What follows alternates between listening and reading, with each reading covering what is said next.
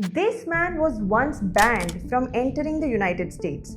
Today, he's one of the first notable leaders to be invited to Trump's second administration at the White House. What changed? Why now? And most importantly, how does this affect you? Now, Prime Minister Narendra Modi's visit to the United States was far more than just another diplomatic engagement. This is the journey of 20 years filled with political twists, strategic power shifts, and a complete transformation of fortune. From being labeled persona non grata in 2005 to being one of the most influential global leaders today, being welcomed with open arms. This is the story worth knowing. The year was 2005. Narendra Modi, the then Chief Minister of Gujarat, was ready to address a major convention in the United States. Then came the diplomatic slap. The United States just banned him. Using the International Religious Freedom Act, Washington denied his visa. Their reason? His alleged role in 2002 Gujarat riots. And to which, do you know what was Modi's response? Well, he didn't hold back.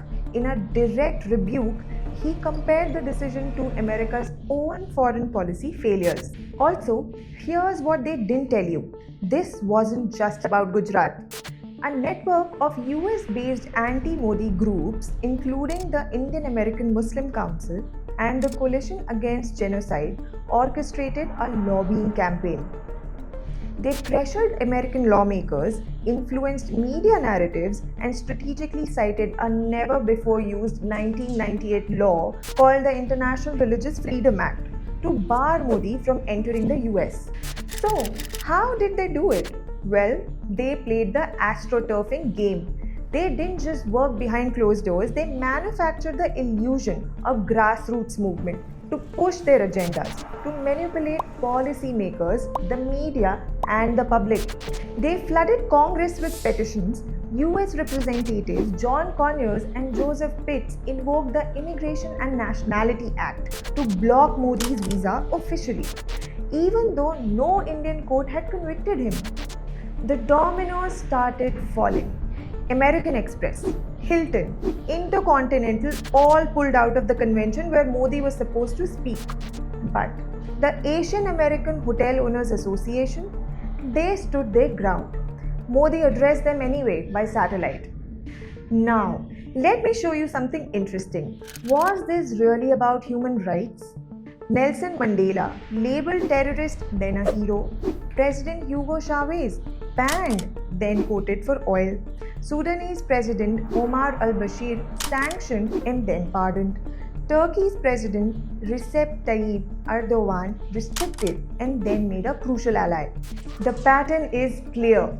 These bans were never about morality. They were always about power and control. And here's the final twist. Back in India, the Congress-led UPA government publicly protested the decision, but behind closed doors, they weren't exactly disappointed. A leaked US Embassy cable exposed the truth. Behind closed doors, they were perfectly fine with the ban. Fast forward to 2014, everything changed. Narendra Modi is the new Prime Minister. Stunning victory of Narendra Modi and the BJP. The NDA has won the election of 2014. Narendra Modi becomes India's Prime Minister, and suddenly America had a serious problem. The United States, seeing India's meteoric rise, did a complete 180. President Obama not only lifted the ban, he personally welcomed Modi to the White House, marking a complete reversal from the 2005 diplomatic snub. But here's where it gets interesting. Back in India, Modi's opponents weren't done fighting. In 2013, 64 Indian MPs did something desperate. They wrote to Obama begging him to keep the ban. But it was too late. America couldn't risk losing India, one of the world's fastest growing economies. By 2014, Modi had already transformed India's global image. But what happened next, nobody saw it coming. In 2019, America hosted a Howdy Modi event in Houston with over 50,000 people.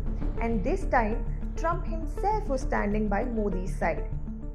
In 2023, Modi's first state visit under the Biden administration wasn't just a friendly visit. This was about defense, trade, tech, and most importantly, countering China. And now 2025, within days of Trump's return, Modi is among the first notable world leaders at the White House. Think about this transformation. In just 20 years, from being banned from America to being welcomed with open arms, making it a crucial India-US relationship. Now let me show you what's really at stake in 2025. This isn't just another diplomatic visit. This is about 4 critical things that affect everyone watching this video. First, trade wars and market access. Listen to this. Bilateral trade just hit a record of $129.2 billion in 2024. And here's the kicker. India is holding a $45 billion surplus. America wants to cut the trade deficit while India wants easier export rules. The question here is, who's going to blink first? Second, defense and strategic alliances. With China flexing in the Indo-Pacific, America needs India.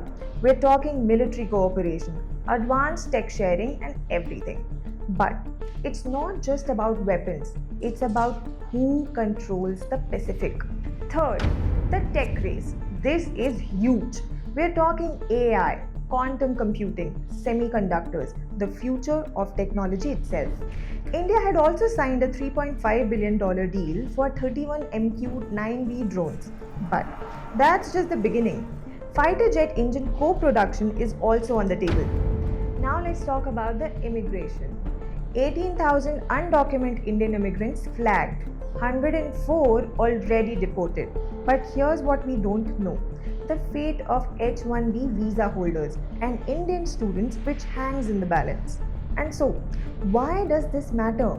Because India provides some of the most crucial tech workers to America. Without them, Silicon Valley could literally stop functioning. These 4 points aren't just about politics. These are critical aspects to wait and watch.